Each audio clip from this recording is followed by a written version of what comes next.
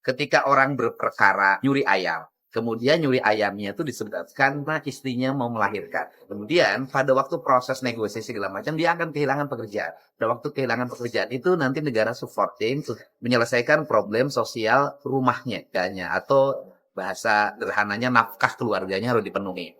Itu kemudian yang berikutnya adalah pasca. Hanya ada orang yang mengalami proses pidana. Nah, proses pidananya itu motifnya ekonomi. Tak keluar dari LP-nya nanti lapor ke Balai Pengaduan Balai Kapolresnan Bupati. Kalau di sini nanti di kabupaten lain ada nama lain-lain. Ketika pulang ini sudah didampingi oleh petugas bagian sosial Pemda Kabupaten atau Pemda Provinsi untuk diantar ke rumahnya dengan dibekali kebutuhan pokok keluarganya dan uang saku. Setelah itu nanti ada hukuman restoratif justice. Selama ini kan kejaksaan selalu kebingungan di mana. Misalnya ya membersihkan masjid, bersihkan jalan, kantor desa, nanti diarahin jadi petugas kebersihan di kabupaten, menjadi petugas kebersihan jalan di provinsi, nah, dan mereka nanti mengikuti masa percobaan, kerjanya baru tidak bagus nanti diteruskan. Itu pernah saya lakukan waktu menangani restoratif justice di Sumatera. Tentunya kami dari Kejaksaan Negeri Purwakarta akan mendukung program yang gubernur yang sejalan sekali dengan program Kejaksaan Agung, di mana menciptakan keadilan untuk masyarakat, di mana bumi ini bisa humanis. Jadi sekira nanti kami akan segera, kami akan targetkan dan bicara juga dengan Pak Bupati bagi Purwakarta bisa menjadi pilot project untuk program tersebut yang besok akan ditandatangani secara resmi di. Kan sudah ada polis lain. Anda tahu nggak? Saya berapa ratus miliar bangun jalan baru selesai. Jalannya punya perusahaan ini. Ini kan ilegal. Sudah ilegal, merusak jalan. Nggak ada ampun. Besok saya pidana semuanya. Undang-undang lingkungan hidup yang saya terapkan.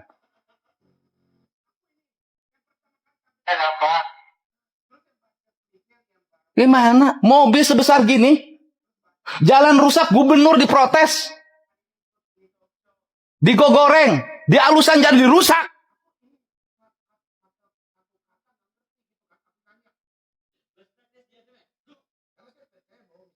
Kan sudah berapa kali ditutup?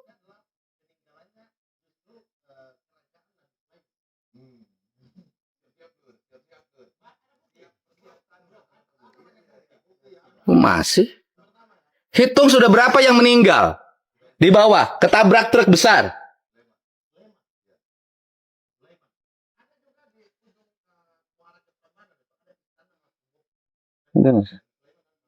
Bukan saya.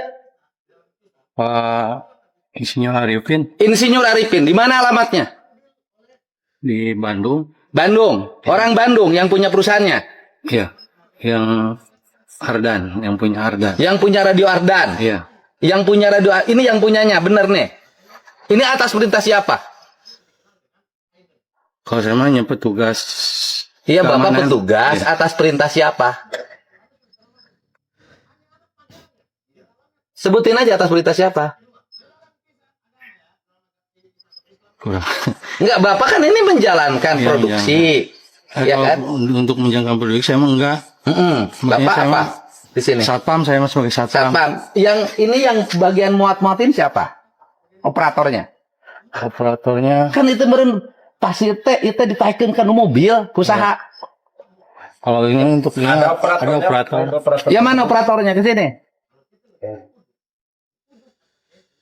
Ye.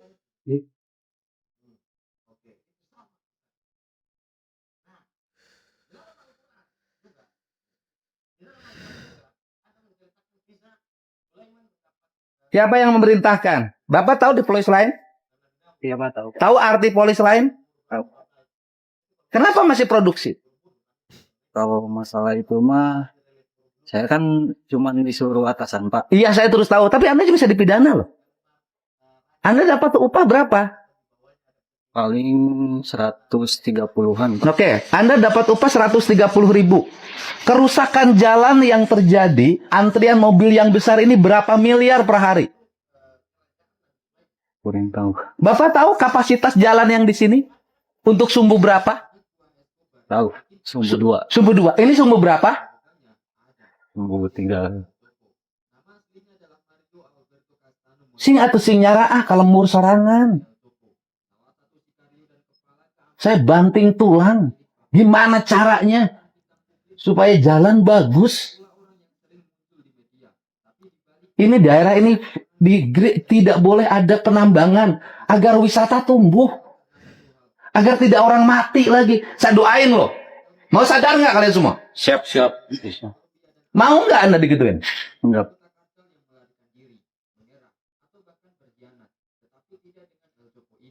Kan sudah di plus lain.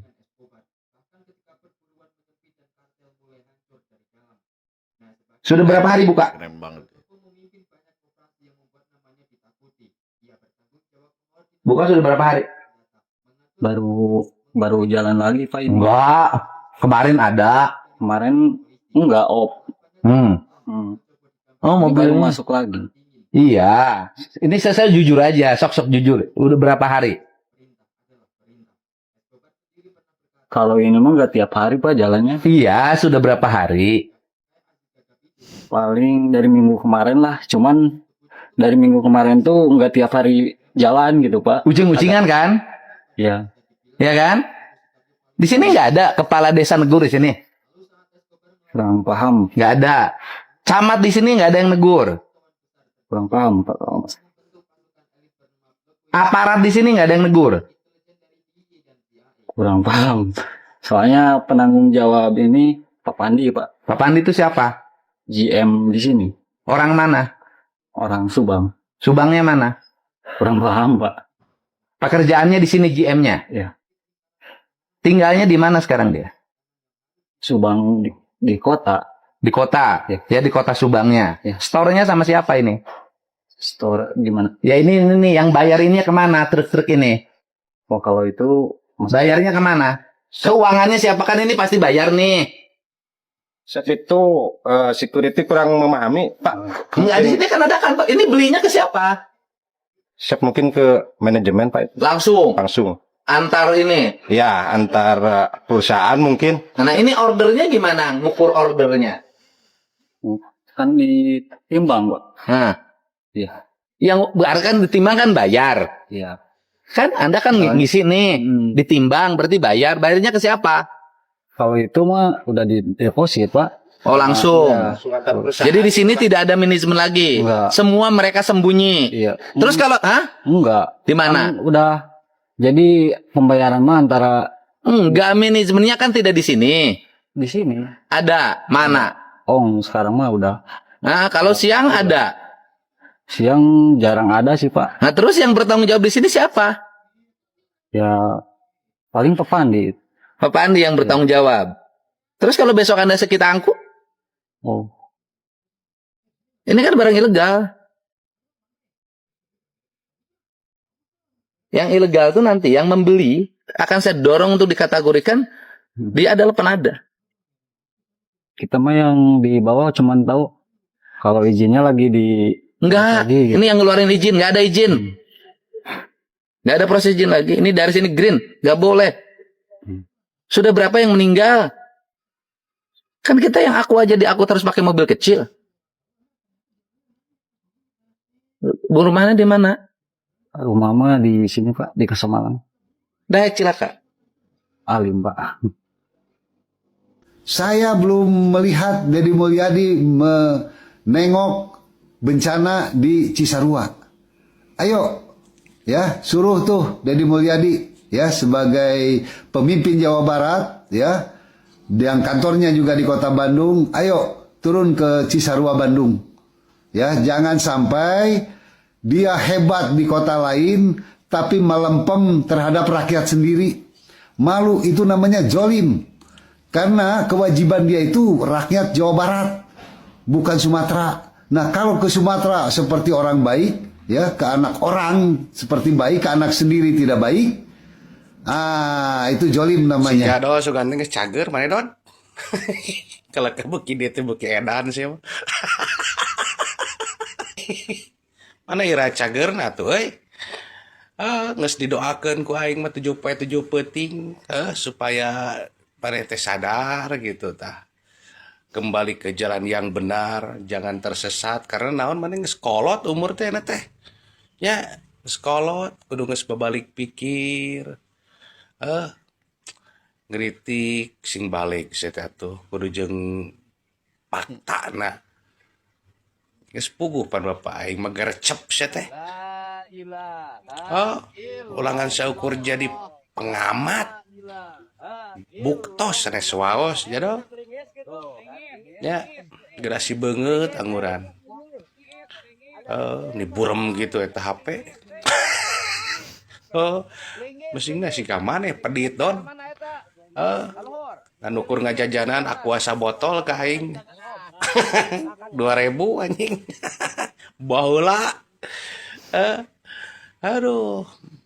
Mobil menang injeu sugante mobil sorangan. Wah, tuh maksakeun saya teh teu gablek mobil unyam pinjem ka batur. Di bensinan ku batur maneh mah. Mau babaturan. Bahaya tuh ka Sumatera ge pan loba dulur-dulur urang di nu aya di Sumatera teh, orang Jawa Barat. Kan bahaya tong sisirikan sia pedah teu kabagian. Ngomong atuh sia teh atuh aya kabagian duit KDM gitu. Meni riweuh sia mah hirup teh jadol. Geura istighbar, slobakeun sholawat istighbar akhir zaman. Minta hampuran ke maneh ka KDM bisi ke maneh keur sakarat engke. Minta hampura bisi hese maot. Jadol.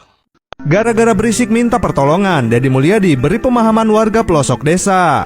Kalau mau minta tolong sah-sah aja, tapi jangan sampai mengada-ngada. Ujungnya malah membuat suasana keruh dan gak jelas arahnya kemana. Sama seperti warga ini yang bikin konten buat minta tolong KDM. Habis si Raja bongkar, terbitlah Kang Reynaldi Bupati Subang. Bukan skandal ataupun OTT KPK, namun Kang Rey meminta bantuan kepada Kang Deddy Mulyadi untuk ini. Kecamatan Tarutung, ada berapa orang yang harus kita bantu? Saya mau yang ada orangnya. Yang ada orangnya sini 8. Ini Bupati Subang nyumbang 1 miliar, betul tidak? Bupati Subang badannya gede, rezekinya juga gede. Masih murah, namanya Akang Rey, gubernurnya KDM, Kang Dudam Rajalela. Mari. Ya. Namanya siapa, Pak? Cek ya.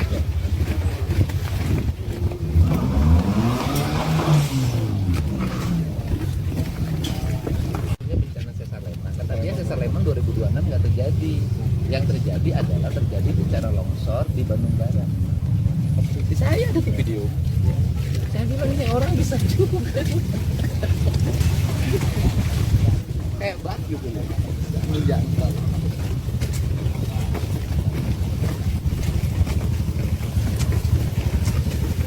Pembayarannya itu dihitung kerja dulu 1 bulan baru gajian. Jadi memang gajiannya nanti Februari dibayar karena belum wajib dibayar sekarang. Karena kan SK-nya itu terhitung 1 Januari. Nah, pembayarannya itu dihitung kerja dulu 1 bulan baru gajian. Jadi memang gajiannya nanti Februari. Jadi kalau sekarang belum dibayar, memang belum dibayar karena belum waktunya dibayar. Pak, gimana dirapel gimana Pak? Nggak dirapel. 1 bulannya berarti itu Ya, Februari. Jadi kerja dulu baru nanti dibayar. Gitu. Saya sudah nyampaikan berulang-ulang, Bogor itu menjadi daerah yang begitu rawan terhadap kecelakaan akibat tambang, baik yang legal maupun ilegal. Nah, problem utamanya itu kan masyarakat juga kekeh ingin bekerja pada sektor itu. Saya katakan dari sisi personal, yang meninggal itu pahlawan bagi keluarganya karena menambang masuk pada sebuah lubang yang berisiko, mungkin bagian pilihan satu-satunya untuk menghidupinya. Nah, sehingga kan kita harus mendorong untuk agar generasi berikutnya adalah ada solusi lain. Solusinya kan Bogor kan pertumbuhan ekonominya baik, investasinya baik. Nah, link and match-nya harus segera disusun dengan baik. Tidak bisa lagi terus-terusan polanya seperti ini. Ini yang saya sampaikan ke Bupati Bogor. Saya bilang, saya kan misalnya gini, yang kawasan tambang yang ditutup hari ini, kan saya sudah memberikan tawaran.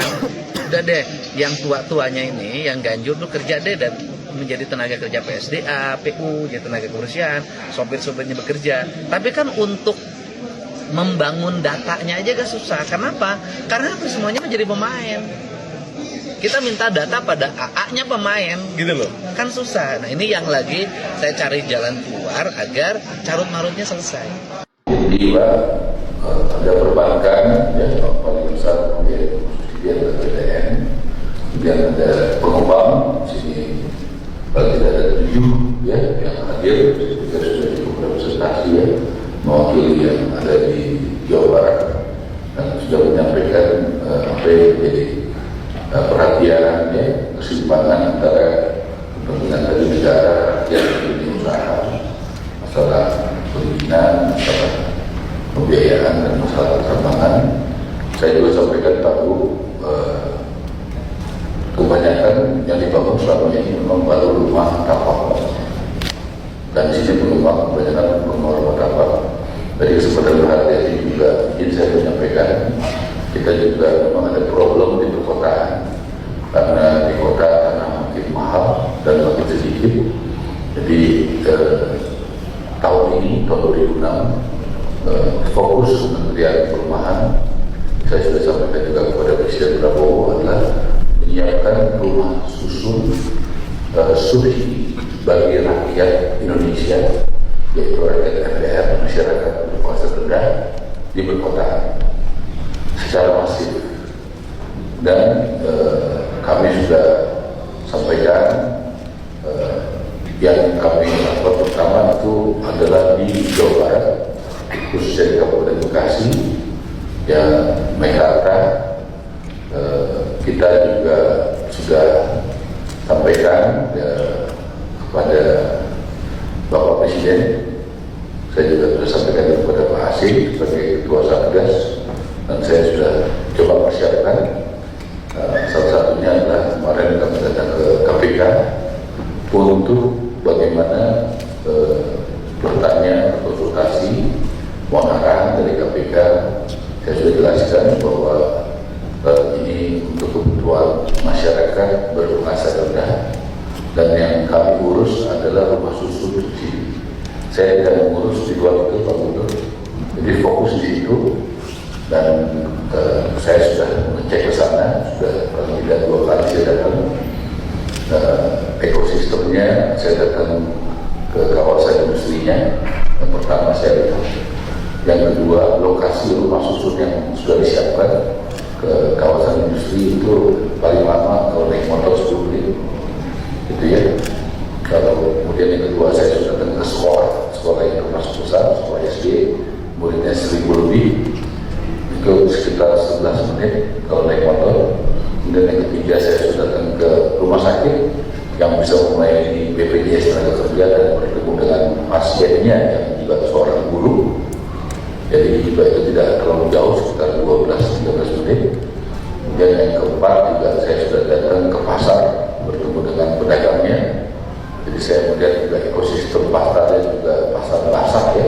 Dan saya datang kemarin ke ngobrol dengan pedagang ikan. Jadi saya tahu bagaimana itu bisa juga baik. Kemudian juga tempat ibadah, saya juga datang ke melihat masjid yang dekat situ. Jadi saya melihat ini akan menjadi hal yang baik. Bagaimana rumah subsidi buat rakyat kecil, buat MPR, tetapi bisa dengan fasilitas yang komersial. Ya, fasilitas yang komersial yang mungkin bisa menjawab juga harapan masyarakat. Karena memang sebagian itu memilih mengontrak karena pengen tidak jauh dari tempat pekerjaannya. Jadi kita tetap jalan semuanya, yang rumah tapak jalan, ya rumah susun di tapak, yang rumah susun subsidi juga jalan. Dan kita kerjakan secara masif, dan saya juga mohon Bapak yang memberikan arahan apakah itu bisa kita lakukan. Nah, kami sangat menghormati Bapak Gubernur, ya bagaimana kebijakannya, dan kalau itu Bapak izinkan, itu kami mohon Pak dukungan, karena memang Presiden sangat berharap kita melakukan dengan sangat cepat dan sangat masif. Ya, karena kita sudah tahu dari rumah subsidi tapak itu sudah sangat jelas di Jawa Barat itu mayoritas dari semua komunitas di Indonesia. Dan saya berani pastikan untuk rumah susun subsidi juga prioritas utama dalam segi jumlah dan kebutuhan itu pasti Jawa Barat. Jadi saya juga sudah bergerak di Jakarta, dia sudah mempersiapkan, kita juga sudah mempersiapkan Kemayoran dan sebagainya. Kita akan bergerak dengan cepat untuk secara masif mengerjakan itu. Perbankan juga sudah mendukung, ya, dan lain-lain juga sudah mendukung. Saya pikir kita bisa segera membuat itu. Bapak berkenan memberikan izin support, dan kalau tidak terlalu lama lagi izin kami mengundang Bapak Gubernur juga bisa datang untuk meninjau, untuk memberikan arahan-arahan prinsip supaya dari awal kita semua berjalan dengan baik, ya, Pak Gubernur memberikan arahan seperti apa supaya dari perencanaannya sudah benar-benar saya harapkan Pak Gubernur terlibat, bagaimana soal lingkungan, hunian, soal harga, soal apa, supaya kita jadi benar-benar ya, koordinasi baik Pak Gubernur. Jadi itu dari kami. Yang tadi yang sudah disampaikan oleh teman-teman, ada 3 isu utama. Yang pertama soal perizinan, yang kedua soal pertambangan, yang ketiga soal pembiayaan. Tadi ada usul bagus dari Jawa Barat, ya, bagus misalnya yang sudah izinnya legal apa bisa nggak didorong volumenya ditingkatkan. Jadi itu salah satu langkah yang bagus disampaikan oleh tadi anggota dari Jawa Barat, ya. Saya banyak pikiran-pikiran yang baik, ya, terima hal ini yang bersifat solusi dan komprehensif, ya, sehingga kita bisa produktif. Mohon Pak Gubernur mungkin bisa menyampaikan, ya, kita berikan tepuk tangan dulu, ya, ya. Baik, terima kasih. Assalamualaikum warahmatullahi wabarakatuh. Bapak dan Ibu yang saya hormati, Pak Menteri jajaran Dirjen, para pengusaha perumahan. Kalau dikatakan saya adalah pemimpin yang nyari populariti, hari ini sejak saya memimpin sampai hari ini saya buktikan saya tidak melakukan itu. Saya melakukan tindakan-tindakan yang dibenci orang. Selama saya jadi gubernur hampir 11 bulan dengan sekarang, orang benci ke saya kenapa? Satu, menghentikan studi tur. Kemudian yang benci pada saya apalagi menuntut tambang ilegal dan legal, yang menurut saya itu bertentangan dengan prinsip-prinsip pembangunan. Yang ketiga, hari ini membuat moratorium tentang perumahan. Yang keempat, yang di demo tiap hari adalah mencoba mengkoreksi seluruh usulan bupati wali kota tentang MSK dengan pertimbangan investasi dan keberlangsungan usaha. Tanpa itu sebenarnya saya tidak akan maju. Atau yang kelima adalah mengefisienkan anggaran media di pemerintah. Itu 5 hal itu, seluruh kritik itu selalu menerbit di lainnya. Apa sih kelemahan pembangunan di Jawa Barat ini adalah setiap orang berpikir dengan caranya masing-masing. Baru kali ini terlihat Deddy Mulyadi begitu kecewa. Bukan tanpa alasan, orang yang dulu ia bantu dengan modal usaha justru tidak menjalankan amanah tersebut. Modal yang seharusnya dipakai untuk berdagang malah dibagikan kepada orang lain dan keluarganya. Akibatnya, usaha yang dulu berjalan, jualan peyek dan gorengan, kini terhenti. Ia pun harus beralih menjual pisang, namun hingga saat ini belum juga laku. Sebuah kisah yang menyisakan rasa prihatin dan pelajaran tentang arti tanggung jawab. Bapak, hei, Bapak jualan apa? Jualan pisang. Dari tadi Bapak saya lihat keliling nggak laku. Enggak, dari pagi. Dari pagi. Iya. Bapak biasa jualan pisang atau nggak biasa? Ya, tadinya saya jualan PJ. Sekarang Bapak yang orang Pleret ya? Ya, sekarang jualan pisang. Bapak yang orang Pleret? Ya, Yang dulu pernah saya bantu. ya, nggak pakai modal. Mau pakai modal terus modalnya kemanain? Udah 1 tahun. Wow, waktu itu masih baru Pak. Modalnya Ya, kemanain? waktu dulu 4 bulan puasa. Oh, dulu bulan puasa ya? Bisa mingguan lagi ke Lebaran. lebaran. Terus? Saya dapat milik waktu dulu teh. Saya maju dikit ke depan Pak, maju. Ya. Maju. Nah terus modalnya dikemanain? Ya, aku saya teh Pak di situ teh saya udah tahu jangka 3 hari ya. Ada yang wah Bapak Rakim yang ketemu jeung Bapak DPR Bapak Haji cenah Mulyadi cenah gitu. Jadi ya udah tahu saya Bapak Abah teh langsung ngamplok ke anak yatim. Loh Bapak ini kan bisa mencapai 300.000 langsung Abah teh kayak ngiriman yang ke orang tua yang udah Pak ngantunkeun. Bapak itu kan dibantu untuk modal. Iya, Membantu orang lain tuh benar. iya, Tapi bagi mereka yang punya kemampuan. iya. Terus kemudian kalau uang modal Bapak dibagi-bagiin ke sana kemari, tidak dibuat untuk modal, Bapak dampaknya begini, jualannya susah lagi. Iya. Yang punya, Yang itu, bagi mereka yang nggak punya, nggak usah. ya tadinya Saya kirim pasti saja kayak saya. Iya. Sering bikin selamatan nggak apa-apa karena di saya ada. iya, Tapi kalau di Bapak terlalu sering bikin selamatan, Bapaknya malah nggak selamat. iya. Nah, ntar saya keliling saban hari, Iya, dapat karena Bapak jualan juga pisang. terus lagi untuk berharap belas kasihan lagi. Iya. Itu nggak baik.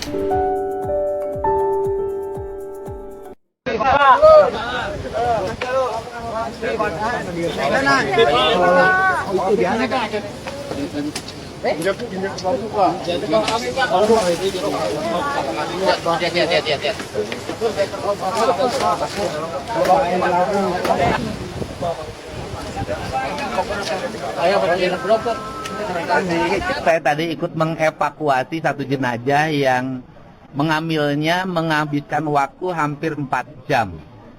Tapi bisa berangkat. Yang ditemukan 3, tadi 1 lagi 4, dan ada 2 lagi tadi yang diangkat. Ada 6. Ya. Berarti itu di sana nanti direlokasi, Pak? Oh, direlokasi. Kasih jalan. Nggak boleh lagi ada bangunan rumah di sana. Kasih jalan. Ya. Kasih jalan. Saya coret sekarang. Kamu bodohnya luar biasa. Tetapi BUMD-nya sampai sekarang nggak ada duit. Pemda Jawa Barat hampir 5 tahun memiliki kelucuan. Ini saya kasih tahu, Pak, biar terbuka seluruh Jawa Barat. Kelucuannya adalah ada satu BUMD di Jawa Barat menyewakan mobil listrik ke Pemda Jabar. Satu mobil listriknya 350 juta dalam setiap tahun. 11 sebulan, setahun menghabiskan 11 miliar lebih. Saya coret sekarang. Kamu bodohnya luar biasa. Tetapi BUMD-nya sampai sekarang nggak ada duit. Karena uang pendapatan yang 11 miliar itu dibikin lagi anak perusahaan baru. Untuk mengkamuflase agar uangnya lari. Saya tahu itu otaknya begitu. Dari inti semua adalah harus dipisahkan antara kelembagaan yang punya orientasi bisnis untuk tidak terintervensi oleh politik. Independensi atau netralitas. Karena saya tidak melakukan itu. Ketika jadi gubernur, maka gubernur biasanya pusing untuk menempatkan tim sukses.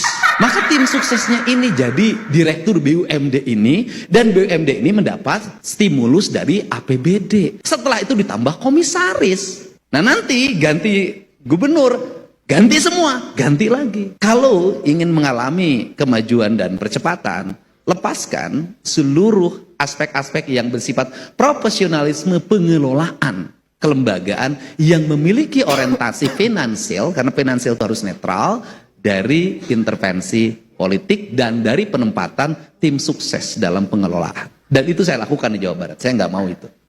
Nih, detik-detik KDM punya firasat, pesen nasi 1000 bok dan gak tahu buat apa. Ternyata untuk korban terdampak longsor. Nih, lihat videonya nih. 12, saya kemarin pesen ke tim Pemasekda asli. Siap. Saya jam 12 tuh kemarin tiba-tiba memesankan ini 1000. Siap. Saya juga nggak tahu buat apa. Uang itu kan, saya kan karena hafal betul daerah itu ya. Yang pertama, kalau yang satu kan luapan tuh Sungai BBWS, sudah selesai. Karena waktu itu juga saya langsung kontak Bupati telepon saya, kemudian terkoordinasi dengan BBWS, dengan PJT, dengan PSDA, sudah selesai. Yang kedua adalah cekungan. Saya sampaikan, kalau yang di cekungan Karangligar, itu sampai kapanpun nggak akan pernah selesai. Karena itu cekungan, maka tawaran yang terbaik adalah relokasi. Jadi lebih baik Karangligar itu dibuat menjadi danau untuk menampung banyak air di Kerawang ke situ, kemudian masyarakatnya berpindah. Jelajahi cara baru mendapatkan informasi. Download Metro TV Extend sekarang.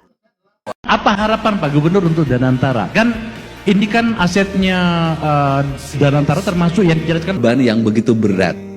Gubernur Jawa Barat Deddy Mulyadi atau KDM turun langsung membantu proses pencarian korban longsor di Desa Pasir Langu, Cisarua, Kabupaten Bandung Barat pada Sabtu sore. KDM menyoroti alih fungsi lahan yang terjadi di lokasi bencana yang mengakibatkan terjadinya longsor. Gubernur Jawa Barat Deddy Mulyadi meninjau secara langsung lokasi bencana longsor yang terjadi di Desa Pasir Langu, Kecamatan Cisarua, Kabupaten Bandung Barat, Jawa Barat pada Sabtu sore. KDM datang ke lokasi langsung terjun membantu proses pencarian korban tertimbun longsor. Bersama petugas gabungan, Deddy Mulyadi berhasil menemukan 3 jenazah yang tertimbun longsor. Petugas gabungan sempat mengalami kesulitan untuk mengevakuasi korban yang tertimbun material longsor. Butuh waktu hampir 1 jam hingga akhirnya jenazah tersebut berhasil dievakuasi. Pada kesempatan tersebut, KDM juga menyoroti lokasi bencana yang semestinya merupakan kawasan areal pohon penahan tanah dan air, namun faktanya saat ini disulap menjadi kebun bunga dan sayuran. Selain itu, KDM menjanjikan akan merelokasi para korban longsor agar tidak terulang kembali kejadian serupa. Hingga Sabtu sore, korban akibat longsor yang menjadi 8 orang. Petugas gabungan masih melakukan pencarian 81 orang yang belum ditemukan.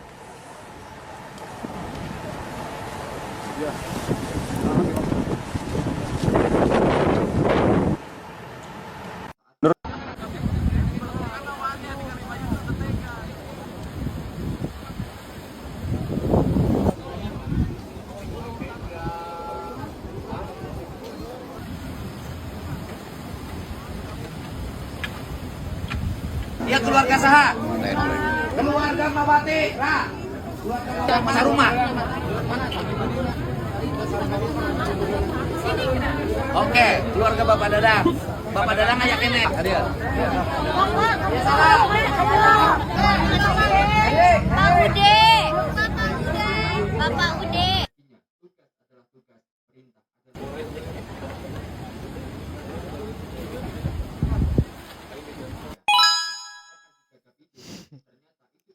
Cepat bertindak, Deddy Mulyadi bantu longsor Cisarua. Mendapat laporan terjadi bencana longsor, KDM dan tim langsung meluncur menuju lokasi di Cisarua. Diperkirakan dalam kejadian ini setidaknya puluhan rumah tertimbun dalam tanah. KDM tidak datang hanya untuk menonton, dia bahkan ikut turun dan membantu para relawan saat evakuasi jenazah yang tertimbun. Sembari mengamati, KDM membaca jika daerah ini rentan terjadi bencana karena pohon banyak berganti dengan tanaman sayur.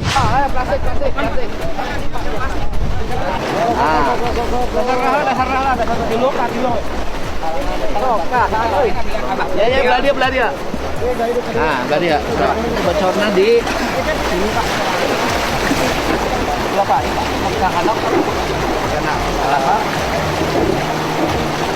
Mari kita berdoa semoga bencana ini tidak terjadi lagi. Dan mulai sekarang, mari kita mulai menanam pohon kembali.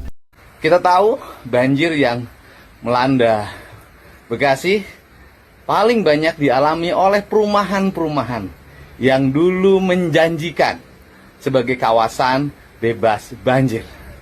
Dan yang paling prihatin adalah saat warga perumahan mengalami kebanjiran, developer yang dulu mempromosikan sebagai kawasan yang nyaman dan aman bagi hunian tidak pernah datang menemui para konsumennya yang hari ini berteriak-teriak. Mereka lebih sibuk untuk mengajukan izin baru. Inilah cara kita menyelesaikan masalah. Untuk itu saya mengajak pada para pengembang perumahan di seluruh Provinsi Jawa Barat. Daerah-daerah perumahan yang dibangun, yang hari ini dilanda banjir, sebaiknya turun. Temui warga dan sama-sama mencari solusi dengan pemerintah. Jangan segala sesuatu dibebankan semuanya kepada pemerintah. Karena bagaimanapun ketika mengembangkan perumahan, pasti dulu mendapatkan keuntungan. Hari gini kok ada ya pemimpin yang selalu hadir di tengah-tengah kesulitan masyarakat dan langsung gercep membantu. Luar biasa, hari gini masih ada pemimpin yang benar. Waduh, coba siapa? Ya siapa lagi kalau bukan Gubernur Jawa Barat, Kang Deddy Mulyadi. Ini buat warga Jawa Barat apa enggak kesel punya gubernurnya nih? Terlalu bener nih kerjanya. Aduh, jalan bagus. Terus hadir di setiap masyarakat yang membutuhkan. uluran tangan. Ini gubernur sih bukan abal-abal. Ini sih pemimpin istimewa. Ini buat warga Jawa Barat. Enak amat sih punya gubernurnya. Waduh. Coba dong komen warga Jawa Barat. Komen. Gimana tanggapannya punya gubernur? KDM tuh gimana? Coba komen. Saya berada di Bandung Barat, di lokasi bencana. Ini lagi pengambilan mayat. Susah diambilnya. Lokasinya berubah. Asalnya areal hutan, pegunungan, semuanya jadi kebun sayur dan kebun bunga.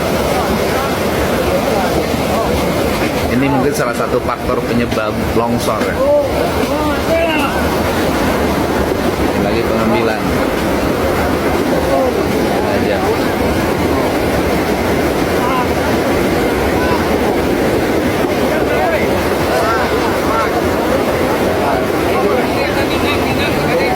Semoga seluruh masalah ini bisa selesai dan semoga kita dijauhkan dari bencana. Banyak cerita tapi nggak mau bertindak. Deddy Mulyadi sindir aparat pemalas. Kan aya kebun raya, kumaha lamun jalan teh diperlebar, Pak. Soalnya seueur keluhan. Lah loba teori jangan diperlebar madog leuweung ge loba. Lah jalan dilegaan kayak maraling kai lah. Bingungnya. Jalan bagi boga jalan alus leutik nu ngalabatu di aranta mah jara dogoy aparatna.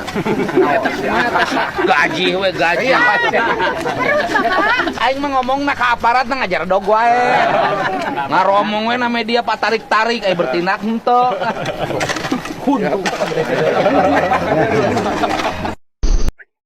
Pak Sekda, kan tadi pagi saya minta Pak Sekda menelusuri truk-truk besar yang ke arah Ciater. Nah, kemudian kan saya tidak ada laporannya dan akhirnya saya mengikuti sendiri.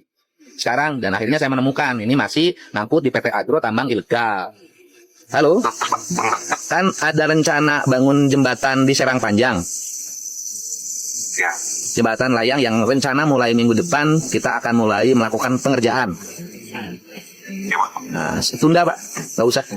Karena pemerintahnya saya lihat tambang aja mobil gede-gede masih pada lewat. Ngapain kita bangun sebuah daerah di mana daerahnya nggak punya keinginan, aparat-aparatnya dari mulai kepala desanya, camatnya cuek terhadap fasilitas yang kita bangun. Bapak Gubernur menelpon saya untuk menelusuri kondisi truk yang ada di jalur Ciater.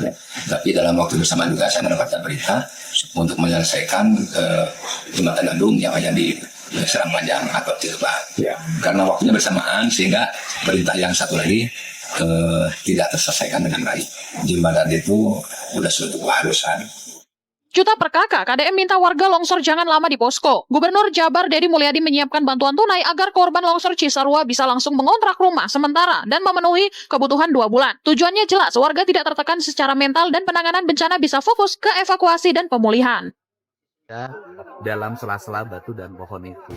Jadi memang agak sulit, tapi mudah-mudahan nanti cara bertahap bisa diangkat. Update terakhir berapa Pak yang sudah ditemukan Pak? Tadi kan yang lebih dulu 5, sekarang 1, 3. Iya, 3. Tadi 3, sekarang 1, 4. Katanya di sana ada 2. Ya. Ya hitung aja. Yang belum ditemukan Pak informasinya Pak? Nah, kita belum bisa mengidentifikasi. Pak ada informasi apa memang betul ada anggota? Saya nggak tahu. Belum. Ya saya tidak fokus itu. Fokus saya hari ini adalah kita ingin secara bertahap untuk mengangkat jenazah dan setelah itu merecovery lingkungan di sini. Penyebabnya apa nanti rencana Pak? Ya, kan sudah bisa dilihat sekeliling ini kebunnya pakai plastik, tanamnya pakai plastik dan di atasnya kebunnya udah naik ke puncak.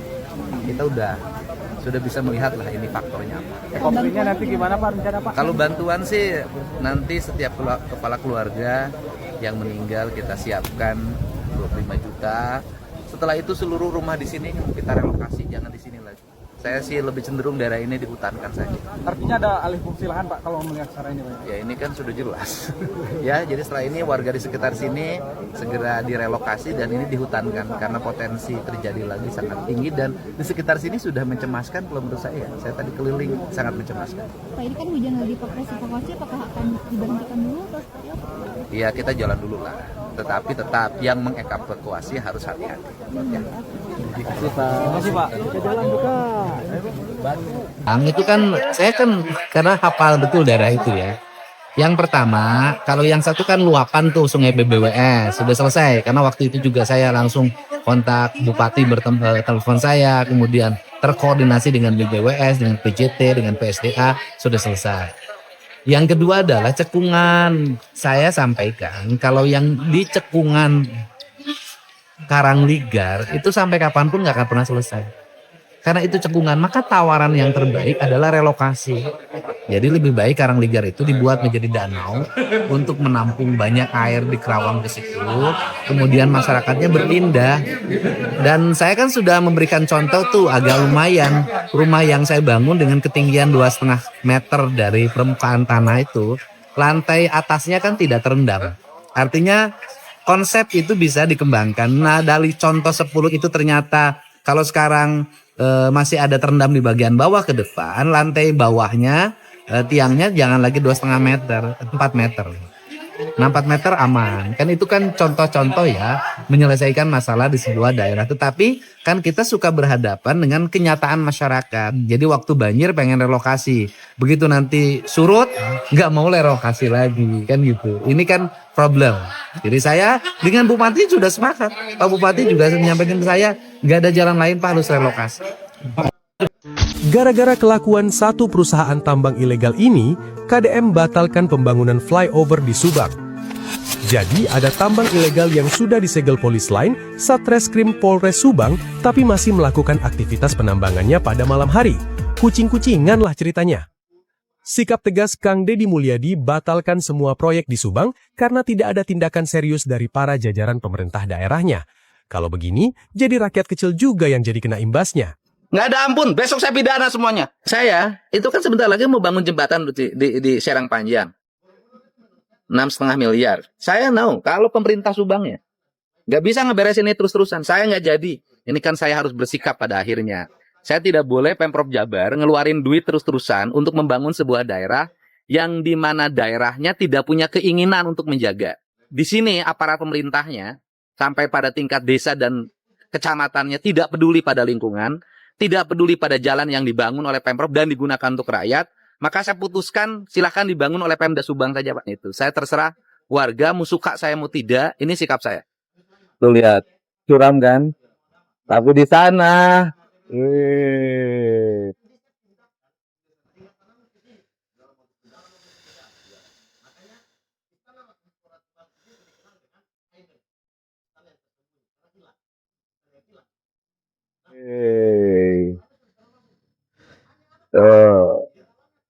Di balik kesuraman ini ada yang menikmatinya. Ya.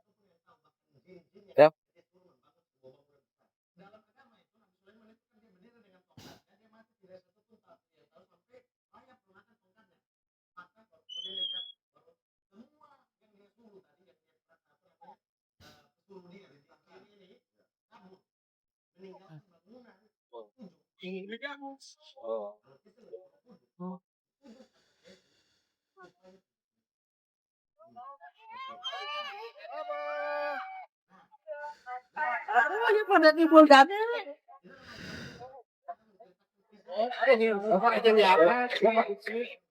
Hati Pak. Pak. Bentar Pak. Pak, izin Pak. Oh, motor dulu. Motor ayo jalan Bapak Pak. Pak. Yang pasien jalan. Ya, Pak. Oh, Pak.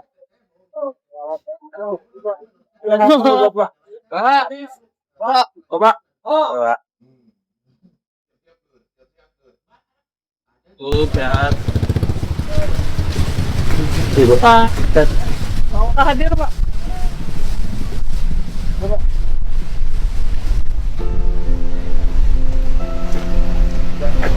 Ini Pak, ini rubah peruntukan lahannya. Iya betul.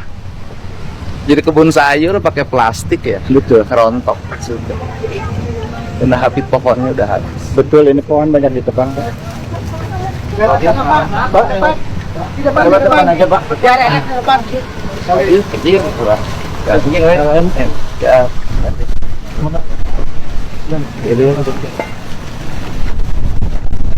Kata orang. Oh, beko yang ini apa ya? Oh. Bapak. Ya, Bu. Baik. Pak.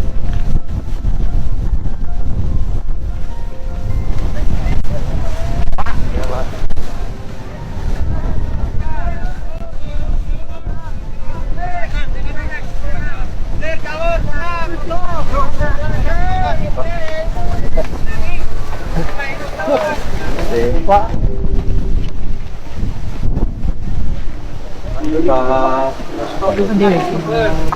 Bapak jatuh.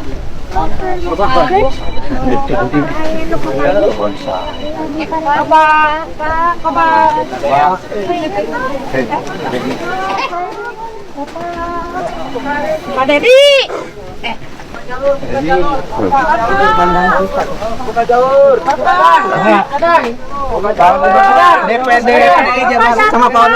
Hati. Apa? Buka. Pos, Pak. Pas Pak. Pos. Pak. Pos agak tolong, Pak.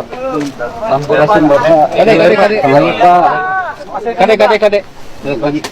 Injak ke bahu, Pak. Ada Kanawi, Pak. Kanawi, Kang. Pak, Kang, Kanawi, Kang. Dalam, Pak.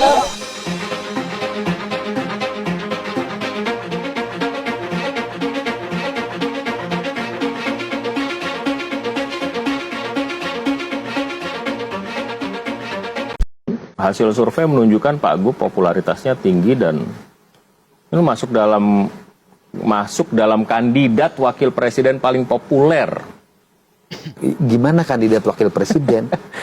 Kandidat wakil presiden kalau hari ini dilaksanakan pilpres, salah satu wakil presiden yang paling populer itu adalah. Pertanyaan yang salah. Gimana? Ya pilpres itu kan nanti 2029, kenapa ditanya hari ini? Enggak, tapi ini fakta dan realitas yang ada sekarang begitu. Tapi apakah ini mengganggu Pak Gubernur? Karena orang bilang nih Pak Gup juga ancang-ancang nih kayaknya atau gimana? Saya nggak pernah tuh ngamat-ngamatin survei. Saya tidak memiliki konsultan politik yang mendampingi saya hari ini. Apalagi membayar survei. Saya fokus kerja sebagai gubernur aja, memenuhi janji politik. Persoalan dari hasil kerja itu orang menilai negatif dan positif terserah. Gitu. Pak Gup 2026 cita-cita besar yang akan dilakukan apa? Membangun keadilan pembangunan secara merata. Jadi saya itu ada tingkatannya.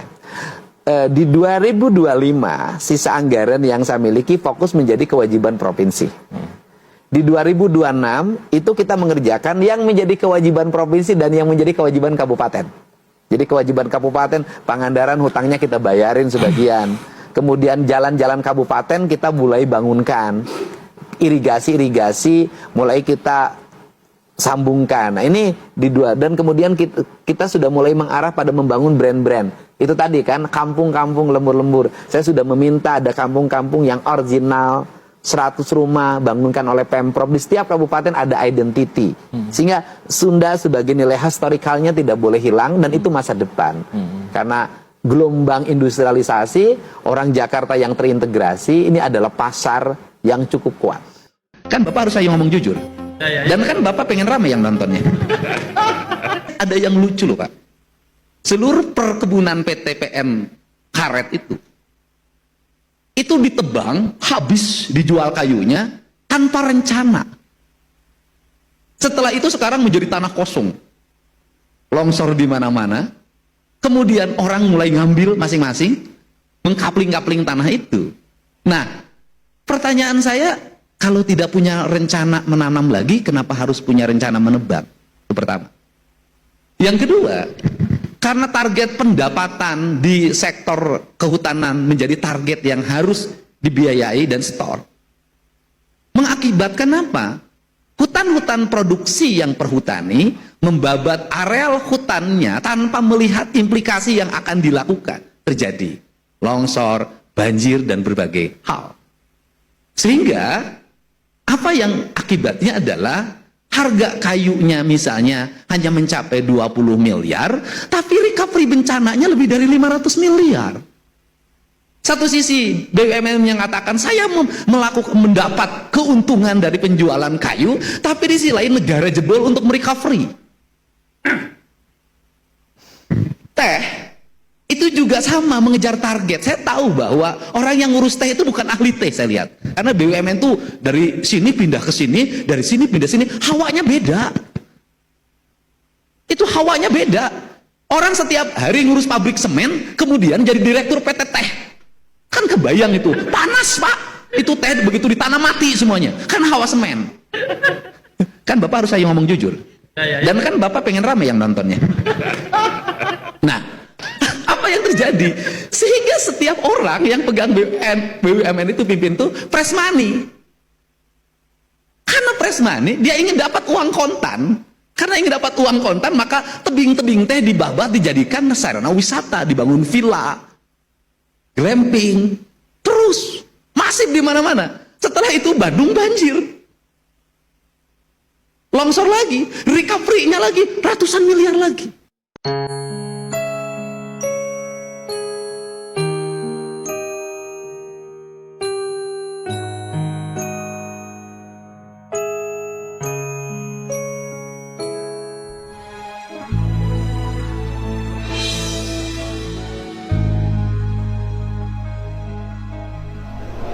La ilaha illallah, la ilaha illallah. Ayo nyenak linggis gitu. Linggis.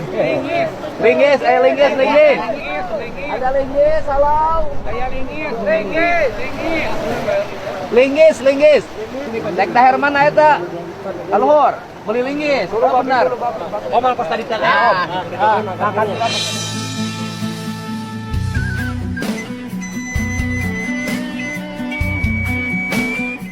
La ilaha illallah, la ilaha illallah, la ilaha illallah, la ilaha illallah, la ilaha illallah. Tarik sampingnya. La ilaha illallah. Samping la ilaha illallah. Allahu Akbar. Terus. Allahu Akbar. Allahu Akbar. Coba. 1, 2, 3. Allahu Akbar. Terus. 2, 3. Tarik. 1, 2, 3. Terus. 1, 2, 3.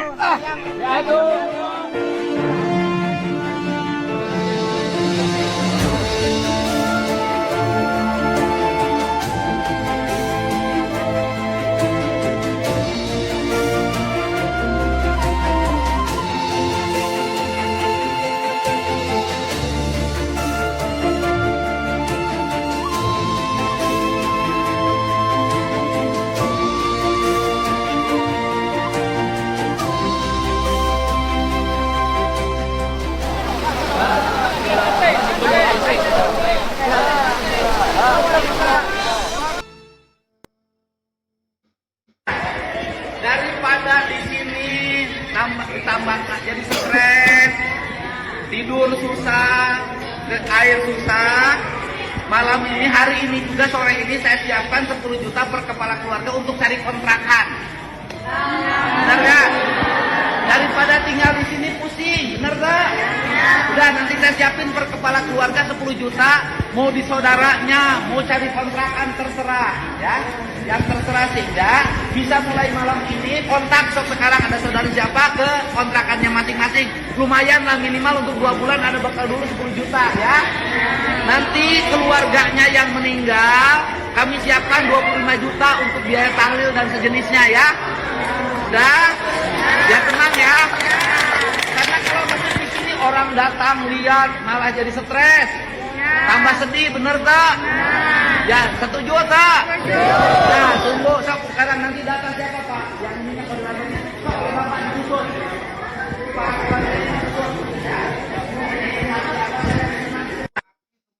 Ketika tambang dibuka, maka pajak tambangnya itu harus masuk 60% untuk kepentingan pembangunan di wilayah tambang itu terjadi. Seperti dengan kasus yang sekarang misalnya pajak kendaraan bermotor ya untuk jalan. Nah ini akan saya tempuh lagi yang kebijakan ini, dan itu nanti akan terlihat dari kebijakan rencana pembangunan. Jadi RAPBD kabupatennya misalnya, dia di daerah tambang itu menghasilkan 20 miliar per tahun. Kalau ke desa di sekitar tidak menghasilkan 60%, saya tidak akan ACC APBD-nya. Prediksi KDM emang gak pernah salah, baru aja ngomong langsung kejadian. Kawasan Ciwidey, kawasan Pangalengan, itu dibangun konten. Dirubah jadi kebun kentang kerjasama dengan salah satu perusahaan saya tahu. Dan mereka sudah sampai ke arah gunung. Daerah sungai yang mengalami penyempitan karena sedimentasi yang berpotensi menjadi tsunami bencana dalam jangka panjang. Sekarang longsor terjadi di kawasan Cisarua dan diperkirakan menelan banyak korban jiwa. Belum ada laporan resmi berapa korban yang berhasil ditemukan, namun diperkirakan terdapat setidaknya puluhan rumah yang tertimbun di dalamnya. Maaf ya Pak ya, saya nggak tahu sama Bapak, saya tahunya sama Pak Dedi saya bertanya begitu. Waktu itu Ibu kenapa datangin saya? Padahal saya lagi bertugas sama ke Dinas Perhubungan, waktu itu lagi halo-halo truk-truk yang gede-gede, jalan macet berdebu, kenapa Ibu hamperin saya? Ibu katanya ada Pak Dedi, Ibu punya keluhan nggak? Ada kata saya, terus saya maaf ya Pak ya, saya nggak tahu sama Bapak, saya tahunya sama Pak Dedi saya bertanya begitu. Cuman kata tim Bapak ini bukan Pak Dedi, ini Bapak Baroron. Oh, Baroron. Jadi ada kameramen, ada Baroron.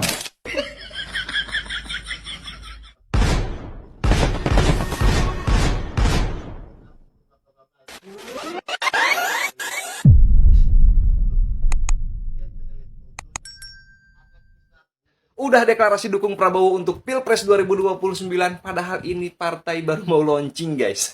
Namanya itu Partai Gema Bangsa. Jujur, tadinya saya mau masuk ke partai itu. Siapa tahu ini partai itu akan memberikan harapan baru untuk bangsa, membawa arah politik baru. Tapi sama aja, belum apa-apa udah pandai menjilat. Mendukung Prabowo karena memiliki kesamaan visi dengan partai. Halah, kenapa kalian gak masuk Gerindra aja guys kalau memiliki kesamaan visi gitu loh. Atau jangan jadi partai deh, mending kalian itu jadi relawan tim ses Prabowo. Relawan Gema Bangsa siap menangkan Prabowo 2029. Jangan jadi partai politik. Jadi fenomena ini itu sebetulnya bentuk nyata daripada deideologisasi partai politik di Indonesia. Di mana platform perjuangan itu kalah telak dengan pragmatisme kekuasaan. Partai Gema Bangsa itu gagal membangun branding diferensiasi. Sehingga terjadilah apa yang disebut sebagai political opportunism. Bukannya menciptakan dialektika baru, ide baru, atau menawarkan antitesis terhadap kemapanan, justru mereka malah melakukan replikasi terhadap hegemoni yang ada. Di Bendungan, Cibeet, Cijurai. Jadi kalaupun Pak Bupati berjuang setengah modar, setengah mati, di sini kami berjuang di tengah dan hilir, di Karawang dan Bekasi. Kayaknya debit airnya memang di Bendungan Cibeet Cijurai itu bendungannya harus jadi sehingga debit airnya bisa tertahan. Mudah-mudahan dengan kunjungan kami dari Hulu Tengah dan nanti saya akan ke Muara Gembong di hilir di Pantai Bakti, kita akan melihat dampak dari bendungan yang tidak selesai dan masalah penyelesaian banjir itu tidak bisa sepotong-sepotong. Saya bersaksi khususnya Bupati Karawang ini berjuang luar biasa, tapi sekali lagi tidak mungkin Karawang sendiri, tidak mungkin Bekasi sendiri. Mohon sekali lagi Bapak Presiden Prabowo, teman-teman kami Besti di Komisi 5 DPR RI dan juga Menteri Keuangan agar anggaran untuk penyelesaian bendungan Cibeet Cijurai yang harusnya multi year tahun ini 2026 dapat 1 triliun, 34 miliar terlalu kejauhan. Ini direlaksasi ya? Kita ingin semuanya itu berjalan dengan baik, tidak untuk menyerang siapapun, tapi bisa melihat bagaimana lebih dari 70% sahabat saya kecamatannya terendam, dan kalau curah hujan besar di tahun ini atau tahun depan mungkin Karawang Bekasi tenggelam. Mohon dukungannya Indonesia, kita berjuang bersama-sama. Saya akui, saya bersalah.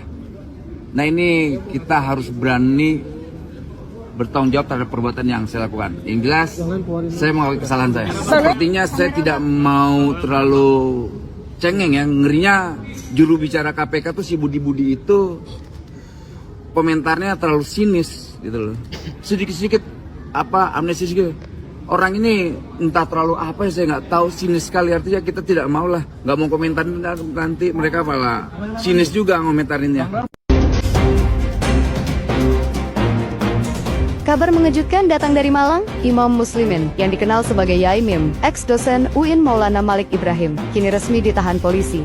Yaps, Yai Mim telah menyandang status tersangka dan kini mengenakan baju oranye. Yai Mim dijerat pasal 36 Undang-Undang Pornografi dan pasal 5 Undang-Undang Tindak Pidana Kekerasan Seksual atau TPKS. Bahkan, ia juga kena pasal 281 KUHP, ancamannya nggak main-main, di atas 10 tahun penjara. Menurut Kasat Reskrim Polresta Malang Kota, AKP Rahmat Aji Prabowo, penahanan ini dilakukan karena ancaman hukumannya yang berat, tapi ada alasan lain yang lebih penting. Yai Mim dianggap sudah meresahkan masyarakat, banyak laporan masuk terkait keresahan ini. Polisi juga akan mendatangkan ahli kejiwaan atau psikiater, mengingat informasi yang beredar soal riwayat Yai Mim yang pernah menjadi pasien rumah sakit jiwa. Gimana menurut kalian? Tulis pendapat kalian di kolom komentar ya. Kabar lurus, bicara berdasarkan fakta bukan opini. Di antara kau dan besi, di antara kau dan besi ini rawan dicuri ini. Di antara ku dan besi, di antara ku dan besi, cuma besi tak ada yang lain. Ku gergaji langsung ku kiloin, rayap besiku tak main-main. Walau pompaku yang pasti rutin, awalnya ku cuma cobain, tapi ku ketagihan. PJU di Jalan Provinsi Jangga Cikamurang sudah terpasang dengan ornamen ciri khas Jawa Barat. Sayangnya kita melewati ini di pagi hari. Coba kalau malam. Memang mantap ini Pak KDM. Mudah-mudahan 2026 PJU yang seperti itu bisa terpasang juga di jalan-jalan kabupaten kota se-Jawa Barat. Istimewa.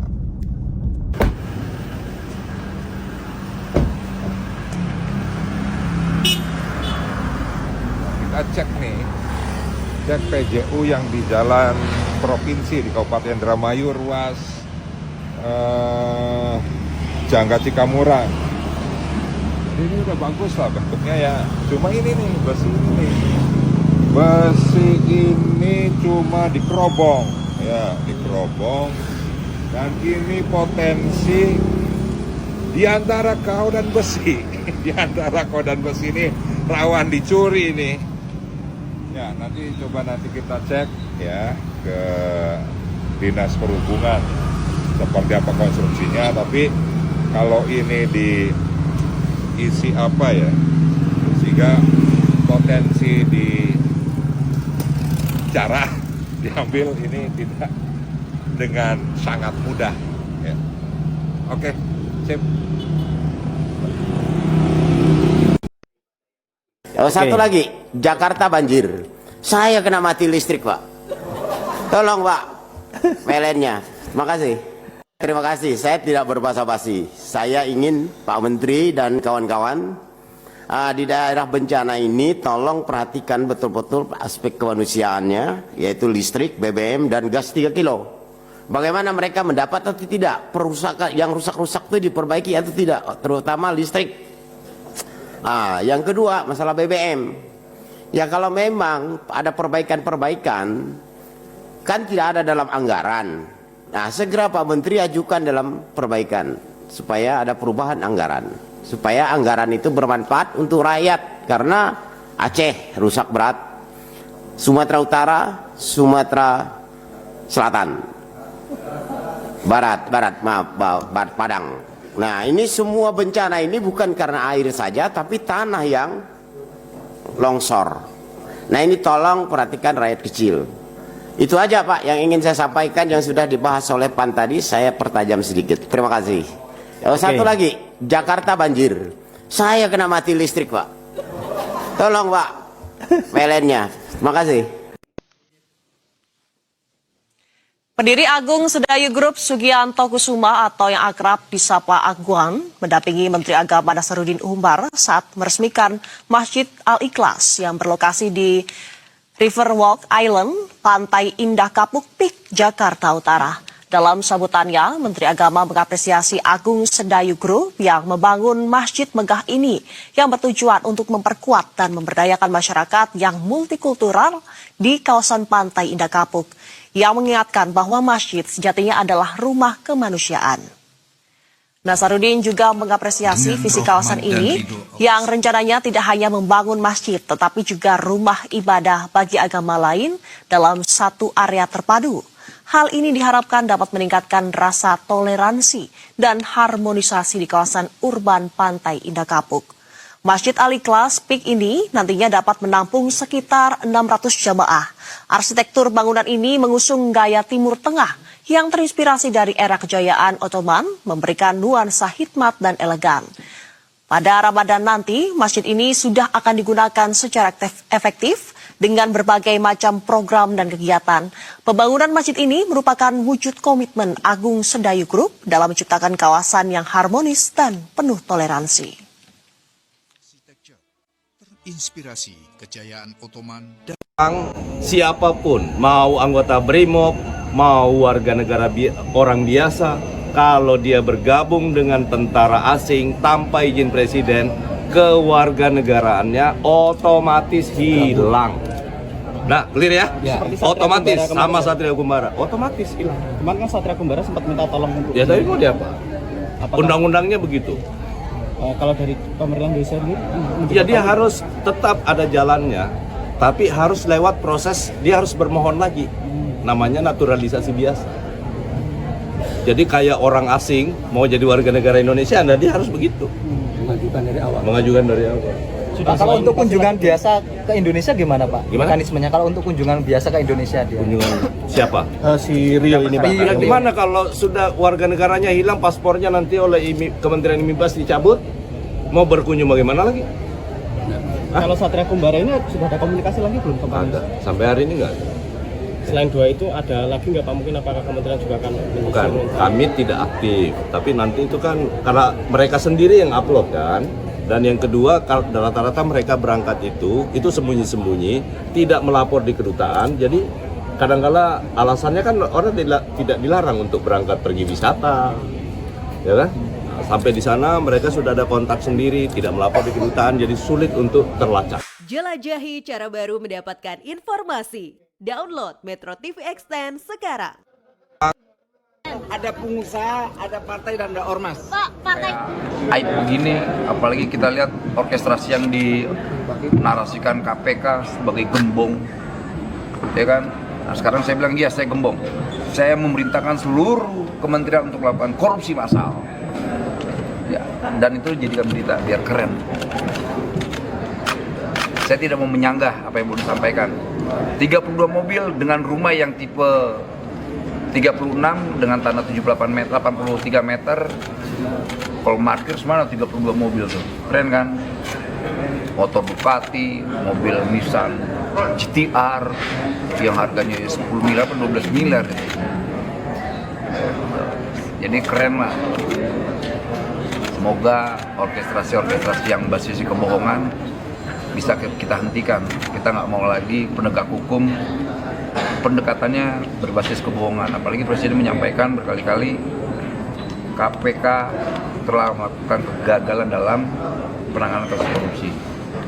Kegagalannya apa? Karena ukuran KPK menindak korupsi itu dengan penangkapan. Padahal undang-undang KPK itu ada pencegahan. Gitu. Nanti kita teruskan ya. Thank you brother semua ya, kawan-kawan ya. Thank you. Bang Nel, yang soal ormas dan parpol terlibat, kita menghormati nanti persidangannya ya. Mengakui menerima berapa, Bang? Menerima 3M. 3M. 3 berapa 3M? Ormas sama parpol gimana Bang Dal? Ormas sama Saya parpol. sampaikan, ada pengusaha, ada partai dan ada ormas. Pak, partai itu warna apa, Bang? Warnanya apa Bang?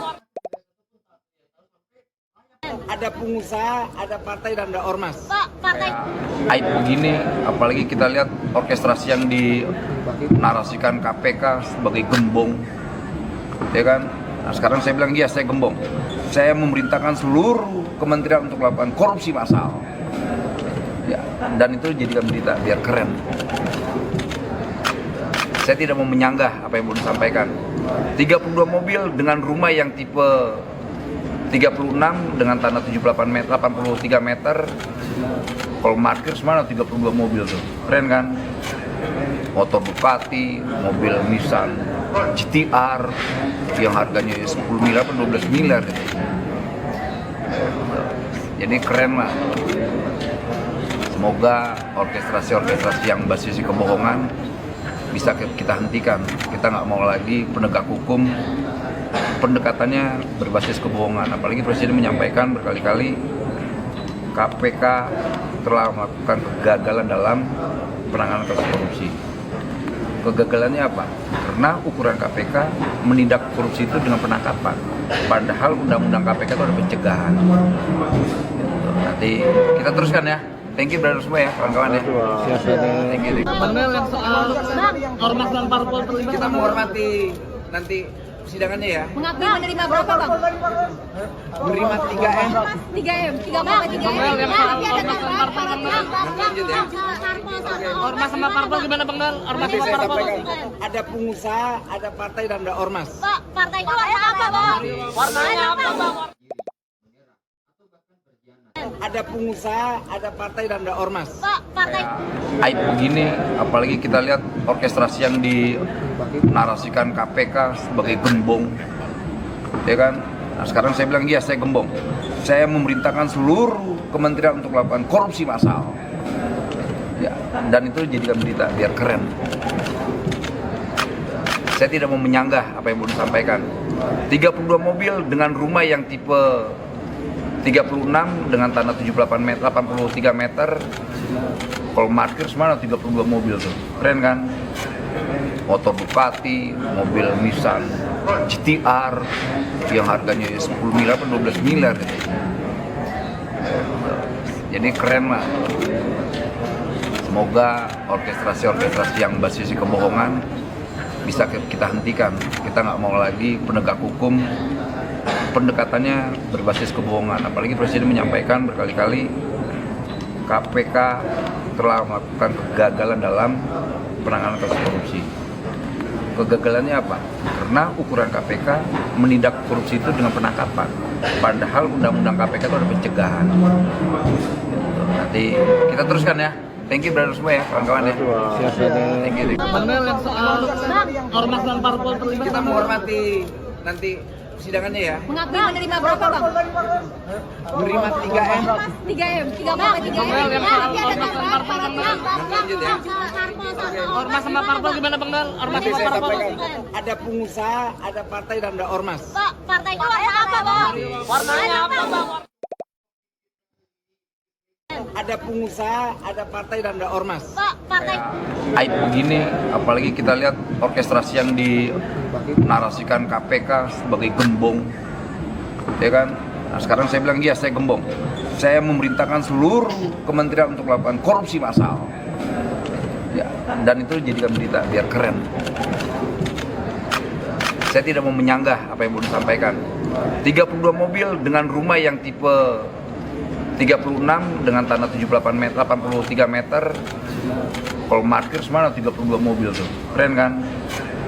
Motor Ducati, mobil Nissan GTR yang harganya 10 miliar atau 12 miliar gitu. Jadi keren lah. Semoga orkestrasi-orkestrasi yang basisi kebohongan bisa kita hentikan. Kita nggak mau lagi penegak hukum pendekatannya berbasis kebohongan. Apalagi Presiden menyampaikan berkali-kali KPK telah melakukan kegagalan dalam penanganan kasus korupsi. Kegagalannya apa? Karena ukuran KPK menindak korupsi itu dengan penangkapan.